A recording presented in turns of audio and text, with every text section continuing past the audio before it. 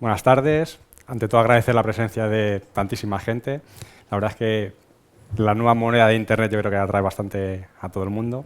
Y quería comenzar precisamente con lo que comentaba Javier, que qué es esto del dinero virtual. Porque estamos muy acostumbrados a ver todo tipo de cosas que consideramos dinero, que al fin y al cabo es riqueza. Entonces, la pregunta de María es, habitualmente, por ejemplo, tenemos cosas como, por ejemplo, esto, que es un ticket restaurant. Uno diría, ¿esto es dinero virtual? ¿Esto es dinero real? Pues yo esto lo puedo utilizar en ciertos establecimientos y pagar con ello. Me lo aceptan como si fueran euros. Tenemos un cheque de Bitcoin, por ejemplo. No sé si esto será de dinero o no. A lo mejor tiene mucho más dinero que el que acabáis de ver actualmente. Tenemos, por ejemplo, un billetito verde, son dólares australianos. Es plástico, básicamente. Decimos, bueno, pero esto sí que es dinero de verdad, ¿no? Bueno, no lo tengo yo tan claro.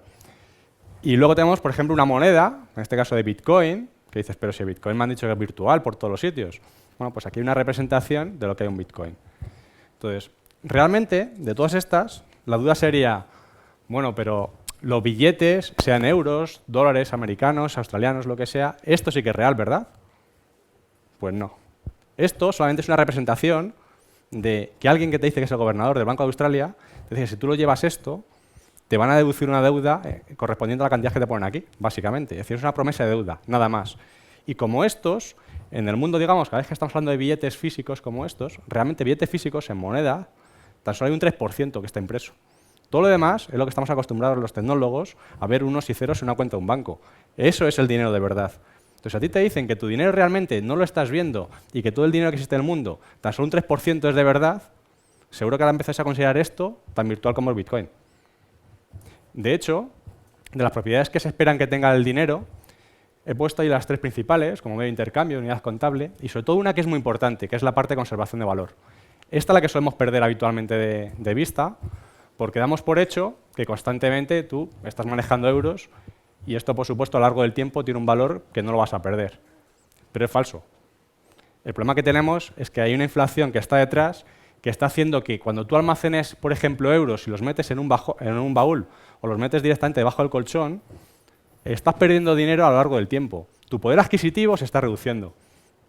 Si, por ejemplo, vemos esta parte de aquí, lo que te viene a decir es, en el 1900, en el siglo pasado, a principios del siglo, un ciudadano norteamericano que tuviera, por ejemplo, 25 dólares, un poquito más de 25 dólares en el bolsillo, resulta que si hubiera aguantado todo el siglo completo hasta llegar al año 2000, su poder adquisitivo se hubiera reducido de 25 dólares al equivalente como si tuviera menos de 2,5.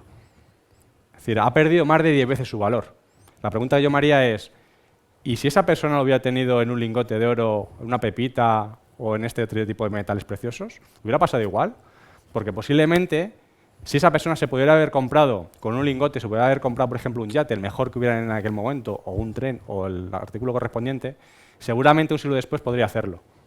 Ese gráfico solamente te muestra un siglo.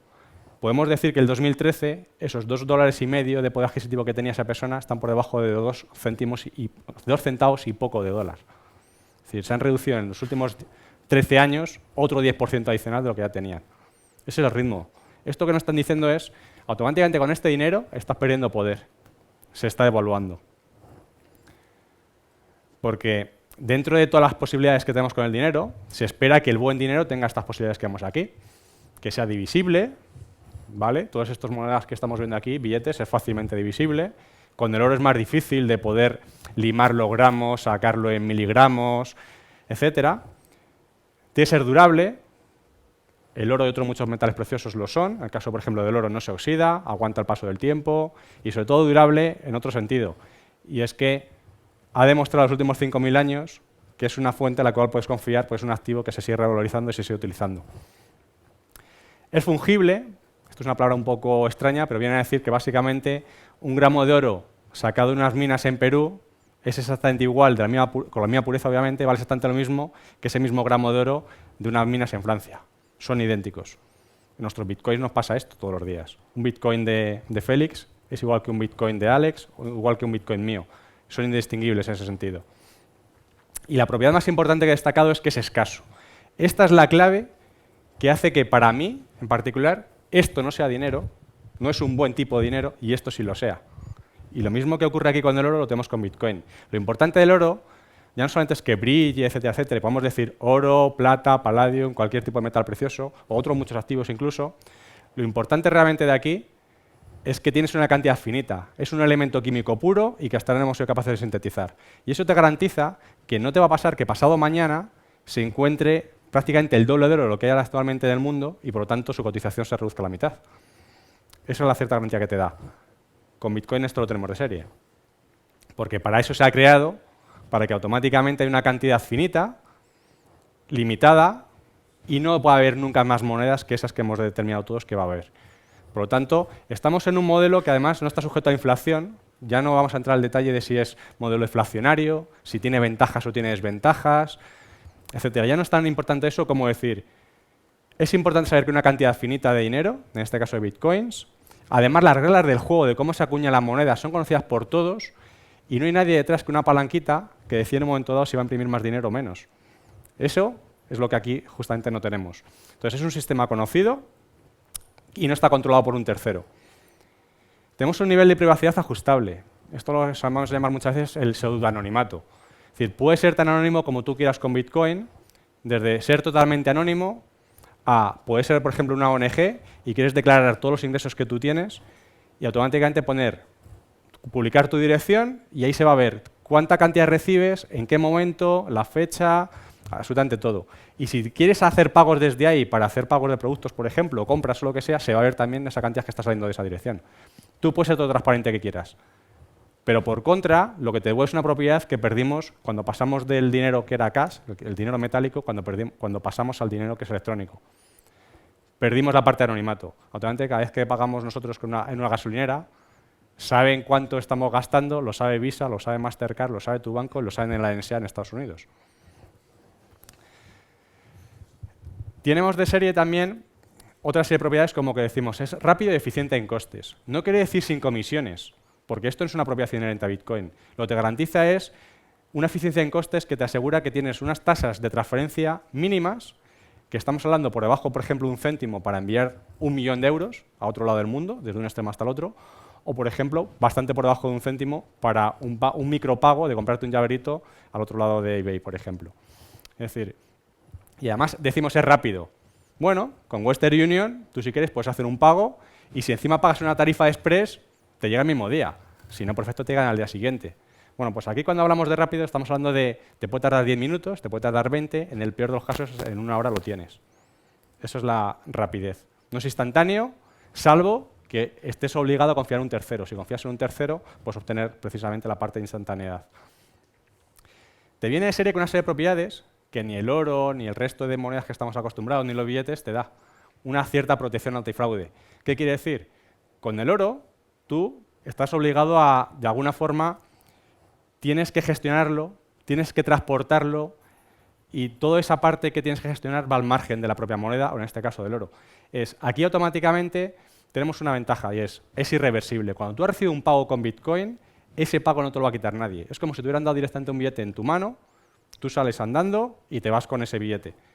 Si tú eres un comercio y resulta que estás aceptando tarjetas de crédito, estás vendiendo productos, estás aceptando tarjetas de crédito, cheques, pagarés al portador, todo tipo de opciones, rápidamente te vas a encontrar con un porcentaje de fraude bastante alto y para evitarlo, al fin y al cabo, tienes que pagar ciertas tasas. Tienes que pagar a Visa, Mastercard, un 2 o un 3% de todo lo que tú estás ganando con esas tarjetas, solamente para evitar la posibilidad de que te puedan hacer un chargeback, una retrocesión del cargo. Con transferencias internacionales te pasa bastante igual. Te pueden directamente decirle a otra persona que no está de acuerdo con la transferencia que te hizo, tú enviaste los bitcoins, por ejemplo, y ellos te enviaron el dinero y automáticamente te desapareció el dinero. En caso de Bitcoin, tú tienes la garantía de que están ahí. Y además tienes otra propiedad muy interesante, y es que con el oro tú tienes que comprobar que el oro que te han dado es auténtico. ¿Qué haces? ¿Lo pesas? ¿Utilizas metales? O sea, ¿utilizas productos químicos para comprobar la pureza del metal? Aquí no. Aquí con Bitcoin esto está directamente en el propio protocolo. Tú sabes que te ha enviado un Bitcoin, no tienes que hacer nada y te garantiza que ese Bitcoin es de verdad, es auténtico, es gastable. Eso te viene de serie.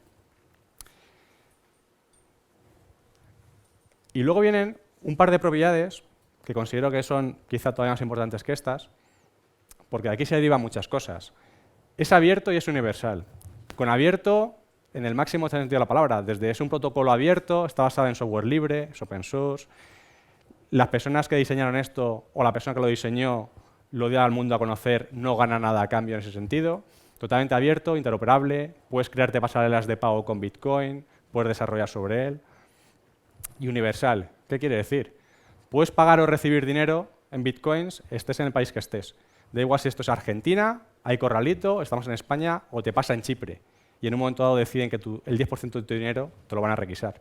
Con Bitcoins puedes recibirlo y encima tienes la siguiente propiedad. Y es que es descentralizado. De esto de descentralizado es donde se deriva la inmensa mayoría de las propiedades positivas que tiene Bitcoin. Quiere decir que por primera vez tú eres el dueño de tu dinero, tú decides en dónde pones tu confianza, tú decides gastarlo. Al fin y al cabo, en palabras de Mark Feber, es ser tu propio banco central. En este caso te da la propiedad de poderlo hacer. No puede ser intervenido por los gobiernos, no puede ser requisado, tiene la parte de anonimato si tú quieres, tienes todas las posibilidades. Lo que te están diciendo es, esta es una herramienta muy potente, como todas las herramientas potentes se utilizan con sabiduría. ¿De acuerdo? Pues muchísimas gracias por vuestro tiempo. Como veis es una charla bastante breve. Solamente daros mis datos de contacto y a continuación lo que haremos pues, es una especie de tertulia debate con los temas que a vosotros también os puedan interesar. ¿De acuerdo? Gracias.